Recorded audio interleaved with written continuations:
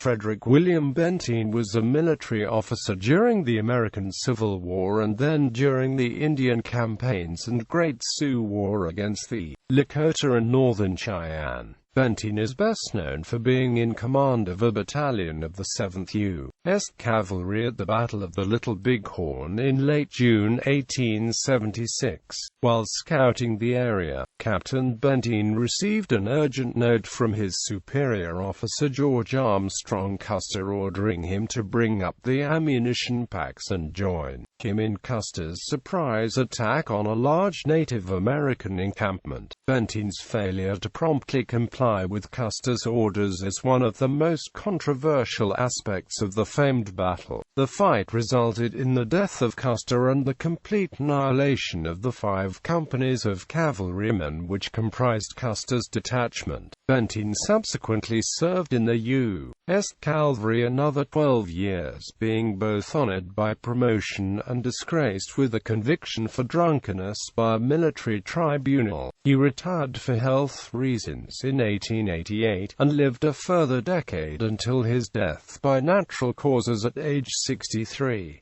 Early life and career. Frederick Benteen was born August 24, 1834, in Petersburg, Virginia, to Theodore Charles Benteen and his wife Caroline Benteen. Benteen's ancestors had emigrated to America from the Netherlands in the 18th century, settling in Baltimore. The family had moved to Virginia from Baltimore shortly after the birth of the first child, Henrietta Elizabeth, in October 1831.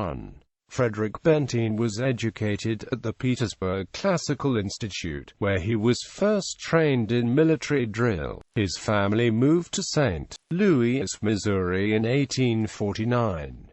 In 1856, he became acquainted with Catherine Kate Louisa Norman, a young woman recently arrived in St. Louis from Philadelphia. The election of Abraham Lincoln as U.S. President in 1860 polarized the country. Theodore Charles Benteen, an ardent secessionist, vehemently opposed his sons associating with Unionists. A family crisis was ignited when Frederick joined the Union Army on September 1, 1861 as a first lieutenant in the 1st Missouri Volunteer Cavalry Regiment. Although Len Eagleburger's book places Benteen at the Battle of Wilson's Creek in August 1861, the 1st Missouri Volunteer Cavalry was often referred to as Bowen's Battalion.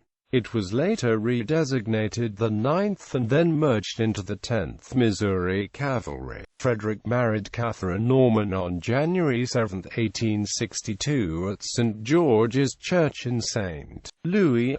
In July 1863, Catherine Benteen gave birth to the couple's first child, Caroline Elizabeth, but the daughter would die before reaching her first year. Benteen participated in numerous battles during the American Civil War, for which he was awarded the brevet ranks of major and then lieutenant colonel. Among his engagements were Wilson's Creek, Pea Ridge, Vicksburg and Westport. On February 27, 1864, Benteen was promoted to lieutenant colonel and commander of the 10th Missouri Cavalry. Benteen was mustered out at the war's end in the spring of 1865, and shortly thereafter was appointed to the rank of colonel as commander of a Buffalo Soldier Regiment, the 138th U.S. Colored Volunteers. He led the regiment from July 1865 to January 1866, when it was mustered out.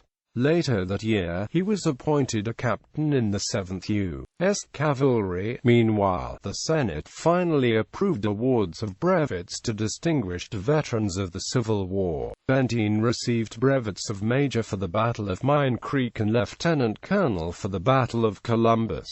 7th Cavalry Service under Custer. In January 1867, Benteen departed for his new assignment with the 7th Cavalry Regiment and its field commander Lt. Colonel George Armstrong Custer. This would be Benteen's regiment for 16 years, until 1882. Except for periods of leave and detached duty, Benteen commanded Troop H of the 7th Cavalry. On January 30, 1867, Benteen made a customary courtesy call to the quarters of Custer and his wife Elizabeth. Benteen said later that he regarded Custer as a braggart from the first meeting. Meanwhile, on March 27, 1867, Benteen's wife gave birth to a son in Atlanta. Following the Civil War, the Cheyenne Indians represented the greatest threat on the Kansas frontier. In late July 1868, Benteen led an expedition to provide security for the Indian agents near Fort Land. On August 13, Benteen, commanding 30 troopers, encountered a Cheyenne raiding party along the banks of Elkhorn Creek near Fort Zara. He charged into a force of what appeared to be about 50 warriors. To Benteen's surprise, he then discovered more than 200 Cheyennes raiding a ranch. Benteen pursued the Cheyennes without rest until dark, engaging them throughout the day without respite. This first undisputed victory of the 7th Cavalry brought Benteen a brevet to colonel and the adoration of the settlers of central Kansas. On October 13, Benteen and his men went to escort a wagon train loaded with weapons and ammunition meant for the regiment. They reached the wagon train just as a war party began to attack. Benteen drove off the warriors, saving the wagon train from capture. Later, the trail of the raiding party would lead the 7th Cavalry to a Cheyenne encampment on the Washita River in the Indian Territory. In response to the continued raids, General Philip Sheridan devised a plan of punitive reprisals. His troops would respond to Indian attacks by entering winter encampments, destroying supplies and livestock, and killing those who resisted. It would include the cavalry moving in the dead of winter through a largely uncharted region and required daring leadership. Sheridan turned to Lt. Colonel George Armstrong Custer, who was brought back early from his court-martial and given the mission. Sheridan trusted only Custer with such a deed, and in November 1868 Custer returned to his regiment under special orders from Sheridan. On November 23, 1868, Custer left Camp Supply with the 11 companies of the 7th Cavalry, heading towards the Washita River. On November 27, the 7th surrounded a Cheyenne encampment at the river. Just before dawn, Custer launched a four-pronged assault on the village. Benteen, as captain of H Company, led a squadron of Major Elliott's command during the attack. His horse was shot from under him by a son of Cheyenne Chief Black Kettle.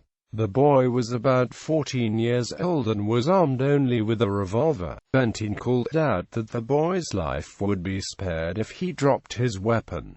Benteen made the peace sign. In reply, the boy aimed his revolver at Benteen and fired. The bullet missed, so the boy fired again, the bullet passing through the sleeve of Benteen's coat. The boy then fired a third time, as Benteen continued to make friendly overtures. This bullet hit Benteen's horse, killing it and pitching Benteen into the snow. When the Indian boy raised his pistol to fire once more, Benteen finally shot him dead. Custer, in his battle report to Sheridan, made little reference to his own casualties. This was because during the action itself the 7th lost only 1 man killed and 7 wounded. However, shortly after the actual battle, Major Elliott and 19 men had pursued escaping warriors up the river and had yet to return. As such, were posted as missing.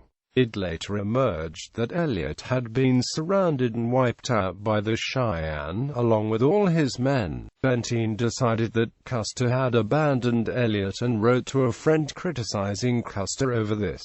The letter was passed to the St. Louis Democrat newspaper without Benteen's permission. On its publication, Custer called the officers together and threatened to horsewhip the author, without revealing that the letter had been published without his knowledge or permission. Benteen admitted authorship, albeit with a hand on his pistol. Custer did not attempt a whipping but dismissed the matter with a curt, "Mr. Benteen, I will see you later, Little Bighorn." During the Little Bighorn expedition in 1876, under Custer, Captain Benteen again commanded Company H, approximately 12 miles from the Little Bighorn River. He was assigned command of a battalion comprising Companies H, D, and K. Although Custer was uncertain of the exact location of the Indians, he assigned Benteen the task of defending the left flank. Benteen searched fruitlessly through rough ground for about 2 hours before returning to the trail of the main column. As he advanced toward the river, he was met by a messenger from Custer, soon followed by another, indicating that a big village had been found and that Benteen should come ahead. A note delivered to him read, "Come on. Big village. Be quick. Bring packs." Custer seemingly meant for Benteen to unite his companies with the slow pack mules and then ride on to link up with Custer's 5 companies. These packs contained the regiment's ammunition reserve. Benteen, however, was in no apparent hurry and even spent 20 vital minutes watering his horses at a ford. Hearing gunfire ahead, however, Benteen spurred his command to a gallop. A battalion made up of companies M, A, and G and led by Major Marcus Reno had attacked the southwest corner of a large Indian village along the Little Bighorn River and had been routed, with heavy casualties in its attack on the Sioux village, and the tattered remains of the battalion struggled to cross the river and climb the bluffs. As Reno's units were still under fire and low on ammunition, Reno ordered Benteen to share his battalion's ammunition with him. Within a few minutes, loud firing was heard by the men on the bluffs, and the Sioux began to turn away from the Reno-Benteen units and head back into the village and continue towards the firing. These volleys signified that Custer was engaged, but to what extent, Reno and Benteen had no idea. They did not at once advance to find out, which would later create a controversy regarding an alleged abandonment of Custer. Captain Thomas Weir rode north about a mile towards the sound of the shots to the present-day Weir Point, eventually followed by men of his company, Benteen and Reno. At Weir Point, the view of Custer's location, some 3 miles further north, was largely of a cloud of dust and numerous Native American warriors in command of the battlefield. The Lakota and Cheyenne quickly destroyed Custer's battalion and then turned their attention to Reno and Benteen, driving them back to their original position, now called the Reno-Benteen Defense Site. It was a horseshoe-shaped perimeter on the bluffs near where Reno and Benteen had met. Benteen led 2 charges which drove the Indians back just as it seemed the soldiers would be overrun. Cool and calm, Benteen was seen walking amongst his troops, encouraging them and leading by example. He was wounded in the thumb, and the heel was shot off one of his boots. Benteen was later criticized for his slow travel between the time he was sent to secure the left and the time he reached the bluffs overlooking the river. His decision to remain with Reno, rather than continuing on at once to seek Custer, was also questioned by critics. Reno proved incompetent and Benteen showed his indifference. "I will not use the uglier words that have often been in my mind." Both failed Custer and he had to fight it out alone. Private William Taylor, Company M, 7th Cavalry, veteran of Little Bighorn. Letter of the 21st of February 1910. Later activities. Benteen participated in the Nez Perce campaign in 1877, later being breveted Brigadier General on February 27, 1890 for his actions at the Battle of Canyon Creek, as well as for his earlier actions at the Little Bighorn. He testified at the Reno Court of Inquiry in 1879 in Chicago. Benteen was promoted to Major, 9th U.S. Cavalry, in December 1882. In 1887, he was suspended for drunk and disorderly conduct at Fort Duchesne, Utah. He was convicted and faced dismissal from the Army, but President Grover Cleveland reduced his sentence to a one-year suspension. Benteen retired on July 7, 1888, citing disability from rheumatism and heart disease. Frederick Benteen died 10 years later on June 22, 1898, leaving his widow Kate and a son Frederick. He was buried in Westview Cemetery in Atlanta. His pallbearers included Georgia Governor William Y. Atkinson and Charles Collier, the mayor of Atlanta. Benteen's remains were later reinterred at Arlington National Cemetery. Monuments and memorials. Benteen Elementary School in Atlanta, Georgia is named for Frederick Benteen's son, Frederick Wilson Benteen.